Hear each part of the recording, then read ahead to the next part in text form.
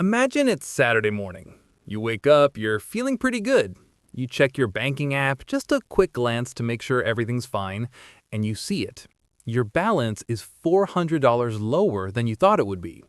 You start scrolling. $12.99 for that streaming service you haven't opened in 3 months, $6.50 for a coffee that, let's be honest, tasted like burnt beans, $45 for a convenience fee on a ticket, $85 for a subscription box of snacks you didn't even want. And you think to yourself, it's fine, it's just 20 bucks here, 10 bucks there. It's not like I'm out here buying Ferraris. But then you look at your savings account.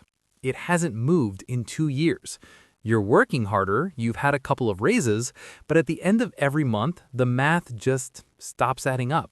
You feel like you're running on a treadmill that's slowly getting faster, and no matter how hard you sprint, you're staying in the exact same place.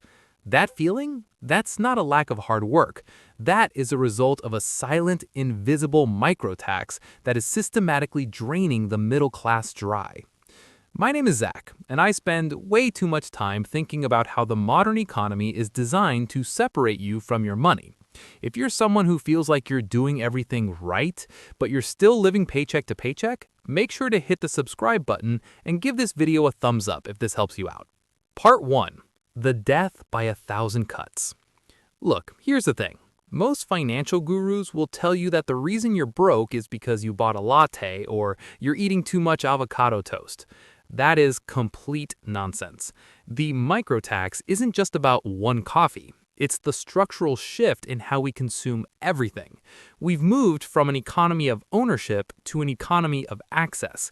And on the surface, access looks cheaper. It looks convenient. But underneath, it's a wealth extraction machine. In the 90s, if you wanted to watch a movie, you bought a DVD for $20. You owned it. You could watch it 1,000 times for $0. Today, you pay $15.99 a month for a streaming service. If you stop paying, you have nothing. This is what I call the subscription industrial complex. The average American now spends $219 a month on subscriptions. But here's what most people don't realize. When researchers asked those same people to estimate their spend, they guessed around $80. We are literally underestimating our microtax by nearly 300%.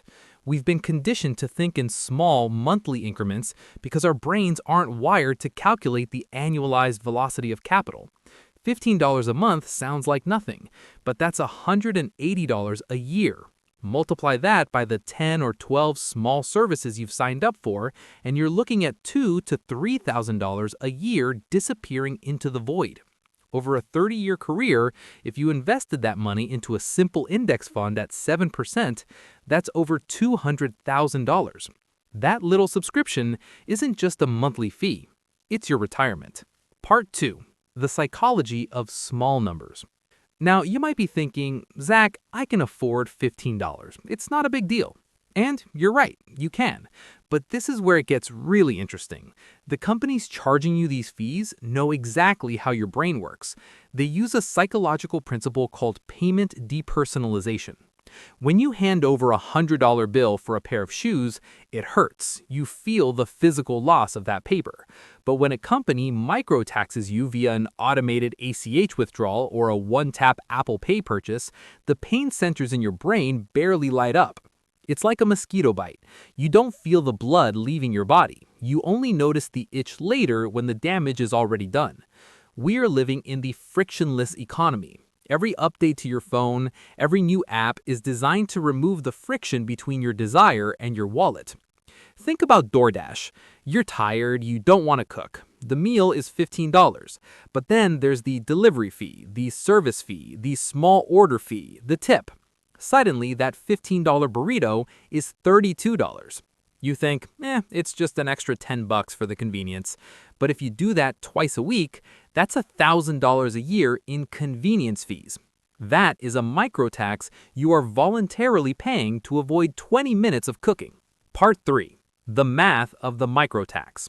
Let's look at the numbers, because numbers don't have emotions. They don't care how tired you were on Tuesday night. Let's compare two people. Person A and Person B. Both earn $60,000 a year. Person A pays the microtax. 3 streaming services, $45 a month. Premium gym membership they rarely use, $80 a month. Delivery apps 4 times a month, fees and tips, $100 a month. Convenience store snacks and drinks, $60 a month. Unused app store subscriptions, $20 a month. Total microtax, $305 a month. Person B audits their life. They keep one streaming service, use a community gym, meal prep, and cancel the junk. Their microtax is $0. After 1 year, Person B has $3,660 more than Person A.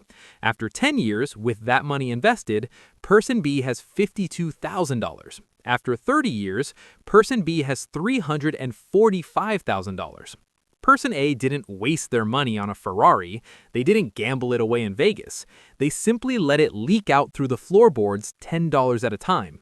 This is why the middle class feels like they're drowning. It's not one giant wave, it's a million drops of water filling up the room. Part 4. The Convenience Trap. Here's a hard truth that most financial influencers won't tell you. Your convenience is someone else's profit margin. Every time an app makes your life easier, they are charging you a premium for it. And look, I get it. We're all busy, we're all stressed, but we've reached the point where we are outsourcing every basic human function, cooking, shopping, even walking to the store at a 30 to 40% markup. We are trading our future financial freedom for 15 minutes of present-day laziness. And it's not just apps, it's the microtax of financing. You see it everywhere. Buy now, pay later.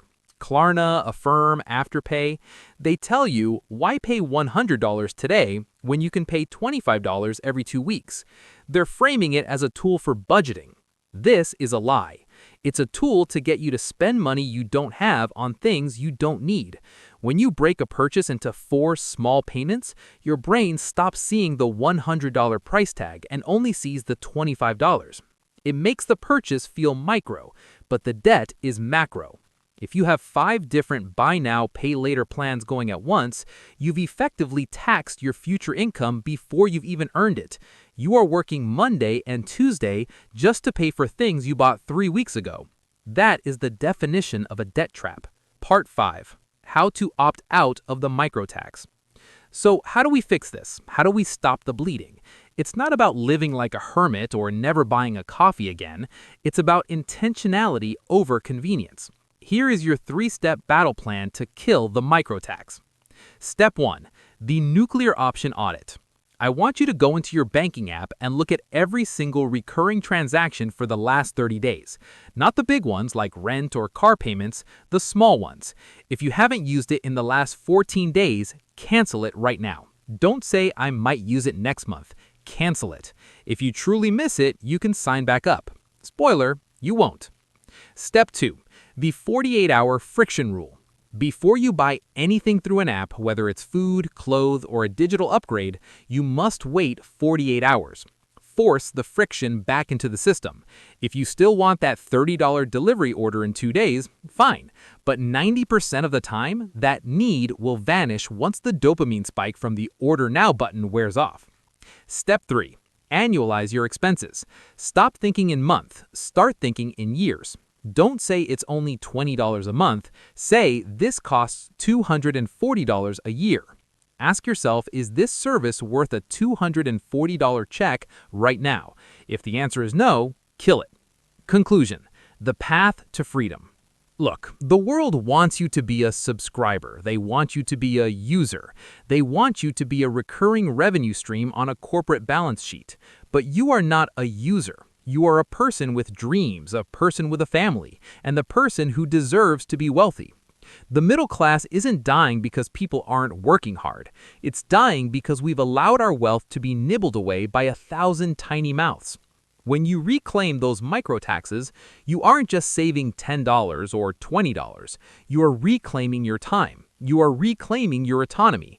You are taking the power back from the apps and the corporations and putting it back into your own pocket. Stop paying the lazy tax. Stop paying the convenience tax. Start building your own empire one micro save at a time. If you found this helpful, do me a favor. Leave a comment below with one micro tax you're canceling today. Let's hold each other accountable. And if you want to see how to take that saved money and actually turn it into real wealth, watch this video next on the power of compounding interest.